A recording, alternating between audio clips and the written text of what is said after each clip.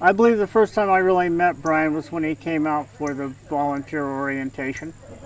Uh, he came out and went through volunteer training, and then he became a regular volunteer and was here really a lot for a long time. Yeah. And since his illness, I know he's been out here a lot. What's it mean to you to see him come out and know that, a program that that you've got going brings so much joy to him? That's one of the real satisfying things about this job is to see situations like this develop where these animals become important to people like Brian and help him through what he has to go through, while on the other hand he is helping them go through the things that they have to go through. So that's a wonderful thing for all of us. Yeah. Now let's talk a little bit about. Forgive me. One of the cats back there has an issue. Is it a neurological issue? That would be Kisa. Yeah. Yes. Tell me her story. Kisa was a privately owned pet. She suffers from a condition called ataxia.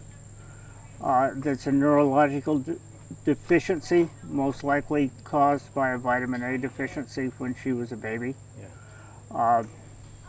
She was a privately owned pet raised by a woman in Iowa who didn't have any background. Unfortunately, there are times and places these animals become readily available in the pet market, and they find their way into lots of places where they shouldn't belong. So she is, she's suffering as a result of that. Yeah. We keep her on a vitamin A supplement, which helps control a lot of her symptoms. Yeah. It seems like her and Brian have kind of a special bond. That when he pulled up, she came right up to the front and kind of rubbed the cage. I mean, does that surprise you at all? No. And as you were going around, you probably saw a few other lions that came right up to see him as well. He's made friends with our lions, and they appreciate him being here. Yeah. What's it like to see somebody that you've probably grown to know and become friends with? I mean, going through an illness like this. Well, it's, you can do nothing but admire his determination and his courage for going through this the way he does. It's heartbreaking that it has to happen to him. It has to happen to anybody. And it's, we take a little comfort in knowing that we can be of a little help to him. I wish we could be of more help, but yeah, I mean, when he got out of the car, he was all smiles. What's that do to you when you see that? Oh, when he comes out here, it's all smiles from him and it's all smiles from us. Everybody here, all of the staff, just love Brian.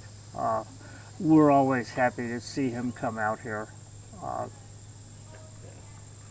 And talk a little bit about Danielle. She keeps things moving and gets out here and does these things. I mean, this is just one example. What have you seen out of? Danielle, I think, came out here originally 20 years ago. So we've known Danielle for a long time. There was a period where we didn't see her for a long time, and then she came back out with Brian. She's somebody else that has amazing courage. The way she has faced up to things and the way she takes care of Brian is just heartwarming. Obviously, he has a pretty strong bond himself with these cats out here because when they formed Team Karma, that was the mascot. I mean, what do you think of that? Well, that's pretty amazing. You come out here a lot of days and you'll find keepers wearing Team Karma t-shirts. And